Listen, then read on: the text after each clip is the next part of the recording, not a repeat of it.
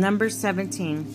The Lord said to Moses, "Tell Eleazar, son of Aaron, the priest, to remove the censers from the embers and scatter the fire some distance away, for they have become holy.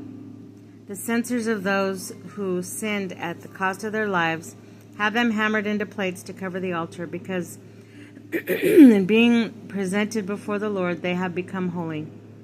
In this way they shall serve as a sign to the Israelites." So, taking the bronze censers which they had been presented by those who were burned, Eleazar the priest had them hammered into a covering for the altar, just as the Lord had directed him through Moses.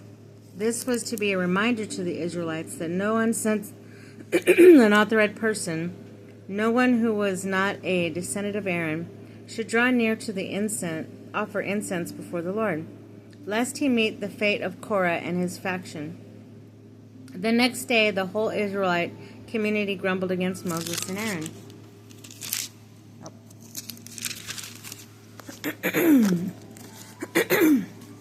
Saying, "You have killed the people of the Lord."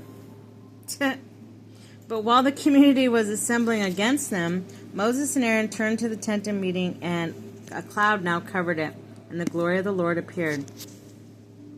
Then Moses and Aaron came to the front of the tent of meeting, and the Lord said to Moses, "Remove yourself from this community, that I may consume them at once."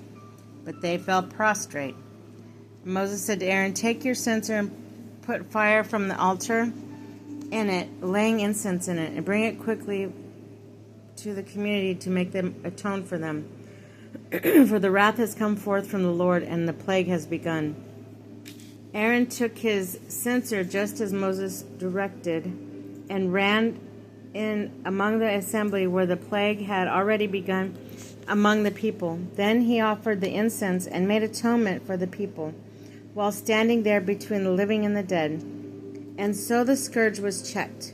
There were 14,700 dead from the scourging, in addition to those who died because of Korah.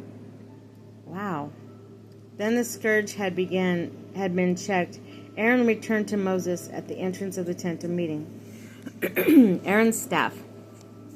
The Lord now said to Moses, "Speak to the Israelites and get from them a staff for each ancestral house. 12 staffs in all from the leaders of their ancestral houses. Write each man's name on the staff, and write Aaron's name on Levi's staff. For each head of ancestral house shall have a staff. Then deposit them in the tent of meeting in front of the covenant where I meet you. The staff of the man whom I choose shall sprout. Thus I will rid myself of the Israelites grumbling against you." So Moses spoke to the Israelites, and all their leaders gave him their staffs, 12 in all, one from each leader of their ancestral houses, and Aaron's staff was among them. Then Moses deposited the staffs before the Lord in the tent of covenant. The next day, when Moses entered the tent of the covenant, Aaron's staff represented the house of Levi, had sprouted. It had put forth sprouts, produced blossoms, and bore ripe almonds. So Moses brought out all the staffs from the Lord's presence to the Israelites, and each one identified his own staff and took it. Then the Lord said to Moses, "Put back Aaron's staff in front of the covenant for safekeeping as a sign to the rebellious, so that their grumbling against me may cease, and they may not die." Moses did this, just as the Lord had commanded him, so he did. Charge of the sacred things. When the Israelites exclaimed to Moses, "We will perish, we're lost, we're all lost. Anyone who approaches the tabernacle, the Lord will die. Will there be no end to our perishing?"